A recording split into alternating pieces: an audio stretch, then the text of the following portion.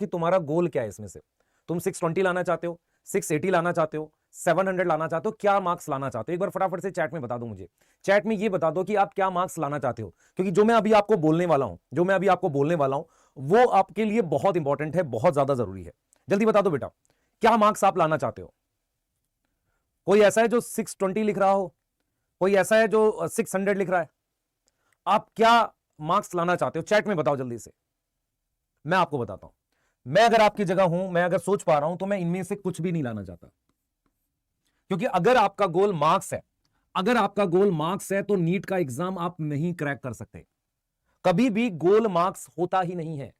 गोल NEET जैसे exam में, मैं कुछ आइडिया दे देता हूं। नीट जैसे एग्जाम में जहां 720 नंबर में से 620, 630 नंबर, 610 नंबर पे सिलेक्शन हो रहा है, वहां पे आप मार्क्स टारगेट कर ही नहीं सकते। क्योंकि आपको क्या करना पड़ेगा, ये इतने सारे मार्क्स लाने के लिए आपका सिर्फ एक गोल होना चाहिए कि सिलेबस आपने कंप्लीशन कैसे किया, आपने सिलेबस को कैसे कंप्लीट किया, सिलेबस का रिवीजन कैसे किया, आपने टेस्ट कितने सारे दिए और उसकी एनालिसिस कितनी ज्यादा करी। अगर आप बेटा ये टारगेट कर रहे हो तो गलत तरीके से जा रहे हो।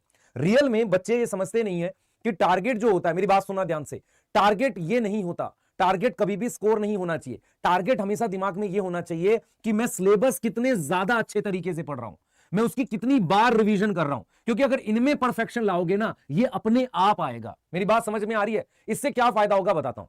अगर कभी आपका स्कोर आ जाता है टेस्ट देते हुए 400 या 500, तो आप क्या करोगे? इस स्कोर को देख के परेशान होते रहोगे, यार अभी तो बहुत गैप है। लेकिन आप इस चीज को कभी नहीं देखोगे कि यार मैंने मेरा 400 500 क्यों आया, क्योंकि मैंने रिवाइज नहीं किया था, मैंने प्रॉपर तरीके से पढ़ा नहीं, मैंने प्रैक्टिस नहीं करी। इसे नहीं देखोगे। हमेशा अपने दिमाग में ये रखो कि अगले साल नीट में बैठने से पहले मेरे को सारा सिलेबस अच्छे से आता हो, सबका टेस्ट दे चुका हूं, सबको कई बार रिवाइज कर चुका हूं। मेरी बात समझ में आ रही है? मेरी बात समझ में आ रही है? जो भी मतलब आप अगर कोई स्कोर टारगेट करते हो, मेरा हमेशा बिलीव करता हूं कि स्कोर की जगह ना आप ये टारगेट करो कि आपका मतलब सब कुछ अच्छे से हो रहा है कि नहीं। इसका मतलब मैं आज आपको क्लियर कर देता हूं, आपने क्या फॉलो करना है, और ये सारी चीजें अपने आप होती जाएंगी। क्लियर है? सही है? ठीक है, ठीक है, चलिए। तो इसका मतलब स्कोर से ज्यादा इंपॉर्टेंट ये है। तो आप सबसे पहले परफेक्शन लाओ। आपको कैसे जाना है सुन लो ध्यान से। सबसे पहले आपको लेक्चर देखने। जिन बच्चों को लेक्चर देखे हुए हैं, समझे हुए हैं, अगर वो चाहते हैं ना देखना, तो आप उसके नोट्स रिवाइज करो और नोट्स की मल्टीपल रिवीजन करो। जब आप लेक्चर देखते हो, उसके नोट्स बनाते हो और उसको रिवीजन करते हो, इसी के दौरान आपको डीपीपी सॉल्व करनी होती है। इसका मतलब डीपीपी वो होती है जो चैप्टर पढ़ते वक्त सॉल्व करनी है। और जब आपका चैप्टर कंप्लीट हो जाए तो सर क्या नोट्स रिवाइज करूं, फिर से नोट्स रिवाइज करूं? हां। कितनी बार करूं? सर 2 बार कर लो। सर 2 बार में याद नहीं होता, 3 बार कर। 3 बार में याद हुआ नहीं, 4 बार कर। तो तुझे नोट्स बार बार रिवाइज करने हैं, फिर एनसीईआरटी रिवाइज करनी है, फिर तुम्हें ये पीएनएस एसएनएस बनाने हैं। पीएनएस और एसएनएस क्या है बेटा? ये आपके अलग अलग टाइप के क्वेश्चन है, ये टॉपिक वाइज क्वेश्चन है। और फिर इसमें जो फुल सिलेबस का एक पूरे चैप्टर का एक टेस्ट है, उसको बना के देखो। इसका मतलब यह हुआ कि अगर आपको अपना रास्ता पता है कि आपको डीपीपी कब करनी है, चैप्टर के साथ ही करते जाना है। आपको चैप्टर कंप्लीट होने पे कई बार नोट्स रिवाइज करने हैं, कई बार एनसीईआरटी रिवाइज करनी है, पीएनएस एसएनएस करना है, तब जाके आपको परफेक्शन हासिल होगी। नहीं तो होगा नहीं बेटा। आप में से बहुत सारे बच्चों को अब क्या करना पड़ेगा, एक ट्रैकिंग शीट बनानी पड़ेगी खुद से, जिसमें हर चैप्टर के स्टार्टिंग में उस पेज को लगा लिया करो। जब आप चैप्टर स्टार्ट करते हो, उस पेज को लगा लो या बना लो, जिसमें आप लिख दो कि आपने लेक्चर देखे कि नहीं देखे, लेक्चर के बारे में लिख दो।